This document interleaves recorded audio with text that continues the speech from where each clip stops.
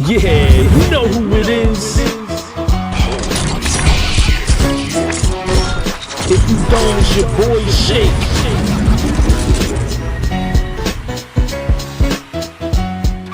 So what up, 2K fans? You know who it is. If you don't, it's your boy Shake.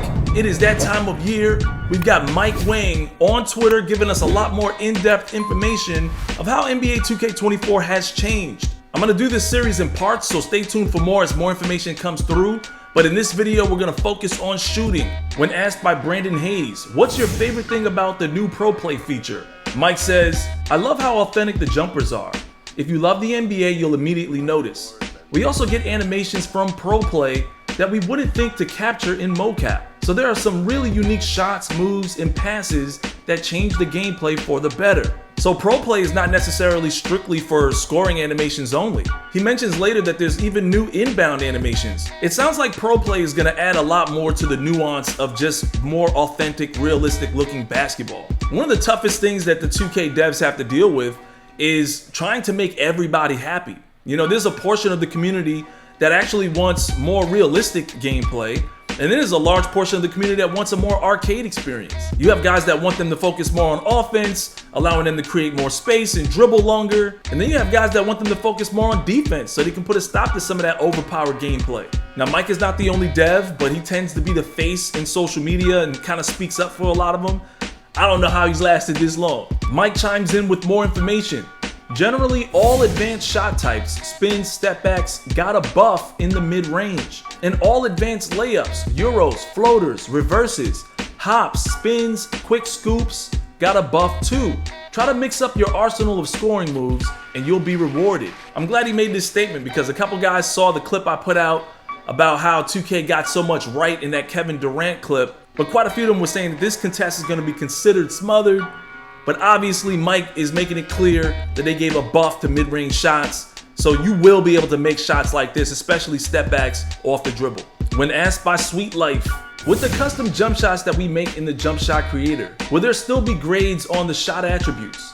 If so, how exactly does that work? Like, is it better to have an A+ rather than a B-? The higher the grade, the better the shot? And Mike responds, it's to your benefit to create a jumper with the highest grades you can, but you can still be successful with lower grade shots. Defensive immunity is one I'd particularly recommend paying attention to. It can have a stronger effect than most think.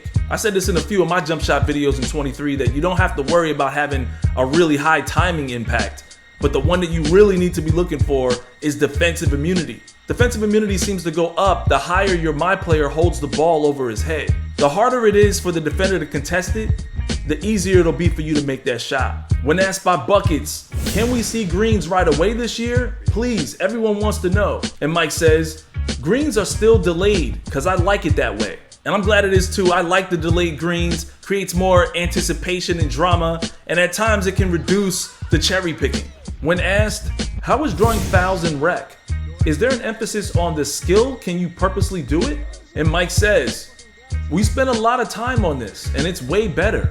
If you fake and get the defender to bite, you can draw a foul and get and ones way more reliably. Also, if blockers jump wildly for no reason, they'll land on the ball handlers and get called for fouls. This is especially good for you guys that have mastered the mid-range, because if you do a lot of fades or you do a lot of step back pull-ups, guys are gonna leap out on you.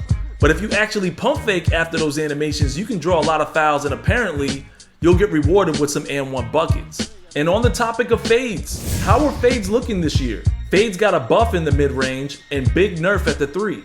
I still feel like with the right badges, good shot timing, and maybe while I'm in takeover, I'm probably still gonna pull off some dribble pull-ups when you guys call fades and still knock some crazy shots down from the 3-point line. You know that's gonna be one of the #1 videos a lot of YouTubers are gonna put out, how to knock down fades. You can nerf it, but someone with a high 3-point rating, they're gonna be making those kind of shots. Another good question from the community. Are green swishes back in 24? And Mike makes it clear, not every make will be a swish, because green or miss will be a swish every shot. But there are a lot more swishes in NBA 2K24. I'm pretty sure no one will complain about the occasional rim in. All I know is that when I green a shot, if I see the ball rattling all over the rim, bouncing up, hitting the top of the backboard, and then going in, I'm gonna lose my mind. I can see if my shot is contested and I still greened it and it rattles the rim. But if I'm wide open, this should be a swish. If I get a long drawn out animation on a green release on a wide open shot, yeah, that's gonna be scaring my teammates. We've got a great question from Badge Plug. Does shooting have a pure green window in 2K24 like in 2K19? If you had a certain rating plus jump shot, timing the shot right meant it was always green, if open.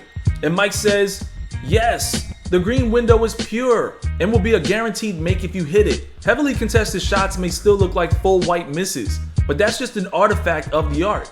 There will always be a possibly sub-pixel sized green window on every shot attempt. So yeah, you're still gonna have to master your shot timing. And I always recommend to you guys to turn the meter off. That's my recommendation because you always get a boost to shooting without it. I ran with a lot of new faces last year on PS5. And usually when we have a team of 4, we need one, we pick up that one guy and we see him take one shot and he's got that meter. The first thought that goes through people's mind is, yeah, he's a noob, but he can't shoot. But trust me, I ran with a lot of you guys last year that shoot with the meter all greens. But I'm just telling you, you get a boost if you shoot without it. So try to learn how to knock those shots down without the meter. And speaking of the shot meter in general, Mike says, your opponents and teammates won't see your meter online in 2K24. But my advice is to turn off the meter as soon as you learn your timing.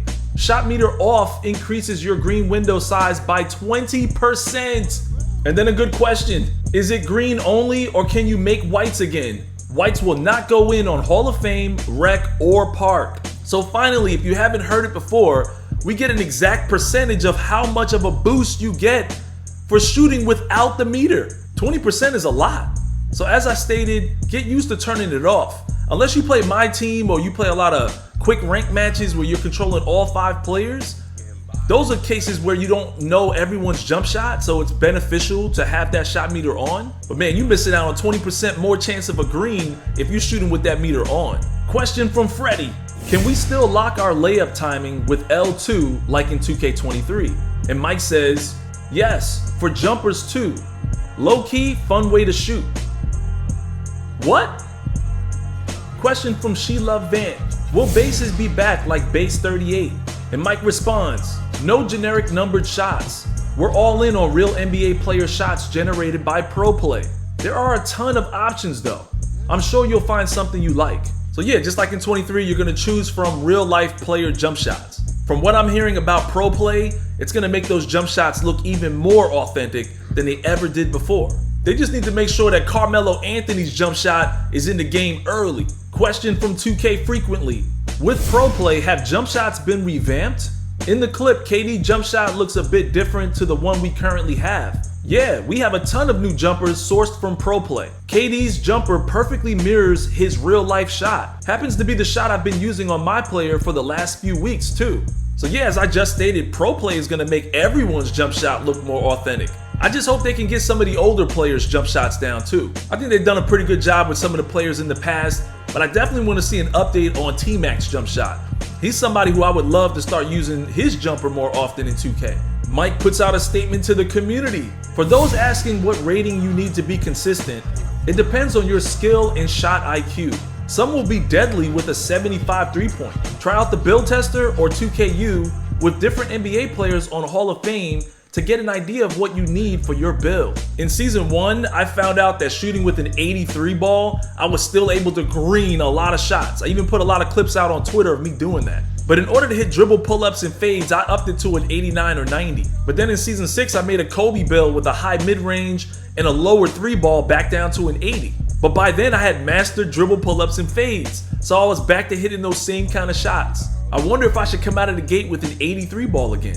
Another question from the community, is every shot greenable, or will we still have full bars that just miss? For the green window size, is it pure rating / defensive contest that determines the size of the window? Now Mike did answer this in a previous tweet, but he says, yes, every shot that's not 100% smothered is greenable.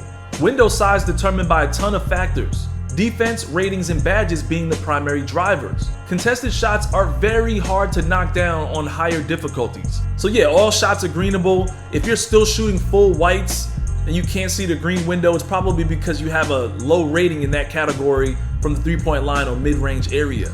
If you need help with the meter, just try not to take too many contested shots. As I saw earlier, despite your build, you can get any takes you want in game, so I play as an out of position power forward at 6'10 to 6'11. Will I get to choose shot take if my midi isn't up high like that, or is there a limit? And Mike lets the world know, you can choose any.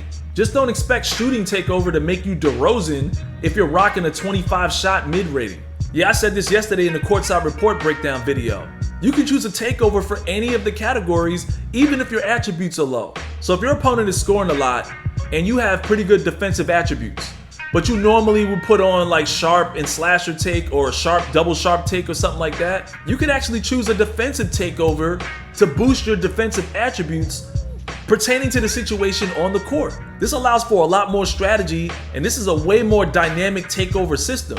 It would be like Michael Jordan's last game as a Bull, as if he activated defensive takeover and shot creating takeover, where he strips Karl Malone and then gets the ankle breaker pull up for the game winning shot. Whatever your team needs and the situation calls for it, that's the takeover you want to activate.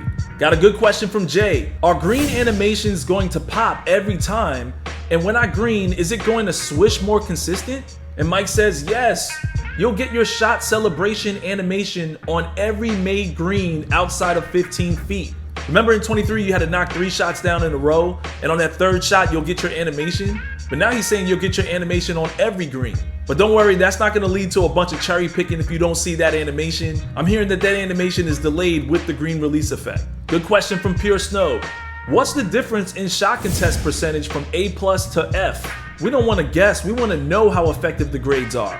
A+ will reduce the contest score by 30%, F will boost it by 30%. Note this is subject to change. So I'm telling you guys, unless you're really good with the jump shots that you use, you still want to try to get that defensive immunity up as high as you possibly can. Mike with another statement to the community. Variable shot timing has been toned down for 2K24. Also, we changed the shot timing impact shooting attribute to shot timing stability. Higher stability grades will further dampen the effects of fatigue/defense on your shot speed. So he says he changed it from timing impact to timing stability. The higher the grade, the better you are at shooting while you're tired, and it can change the effects of reducing your shot speed when the defender is closing in on your shot. On some of these statements, we're gonna get a better feel for what he's talking about when we're actually playing the game. Question from Low Post. What impacts shot timing stability jump shot grades? Badges or ratings or all of the above? And Mike says, it's a jump shot grade. Release speed, release height, defensive immunity, and timing stability. So once again, this is all pertaining to creating your jump shot. It's no longer timing impact that you have to worry about. It's called timing stability. And I said this earlier, quite a few of my jump shots in 23 had a low timing impact rating, and I was still greening shots left and right. It's now called timing stability, and at least now we know exactly what it does. The higher the timing stability, the better you are shooting when you're fatigued, and it won't change up your shot speed as much when a defender closes out. On the same topic, another good question from Mark Clyde. Is it gonna be strictly green or miss in the rec? Or will there be whites that bounce around the rim and fall in? Or is that also part of greening a shot? And Mike makes it very clear. It's green or miss. I used to argue with my boy Spec in 2K20, saying that if I'm wide open and nobody's around and I get a full bar white, maybe some of those should go in. And he used to say that it should be green no matter what. He may not have won the argument, but he definitely won the war. And I can appreciate that now, especially after 2K23. I think you should have to green the shot for it to go in. I like it that way. And last but not least, question from Chrome. Has anyone asked a question regarding shot timing? Very early, late, very late? Is it still in the game for 2K? And is it still applied the same way it was in 2K23? And Mike kicks the actual factuals. This is in the Courtside Report.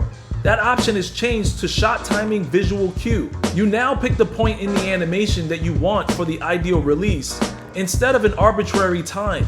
Jump, set point, push, or release. This is another one of those that you have to see it to believe it or see it to understand it. You now have a shot timing visual cue that you can choose from. I can't wait to actually put this to use and see how it works. A lot of my friends used to do this automatically and suggest it to me. The only problem I saw with having a visual cue in 23 is that when you switch builds, you start missing those first couple shots because you're looking for a visual cue that only existed in the previous build. It's one of the reasons I used to get mad at some of my boys when they used to switch builds all the time, because them first few shots ain't going in. I can't wait to see how this is actually applied. Let me know in the comment section below if this information actually helped. Did it answer a lot of your questions about shooting? Maybe there's a question that hasn't been asked or wasn't clearly defined yet. Write it in the comment section below. If it gets the most likes and thumbs up, I'll try to reach out to Mike and see if he can answer that for the whole community. So stay tuned for the next videos. We're gonna be covering takeovers, dunking, dribbling, and a lot more. As always, smack that like and subscribe, and I'll see you guys in the next one.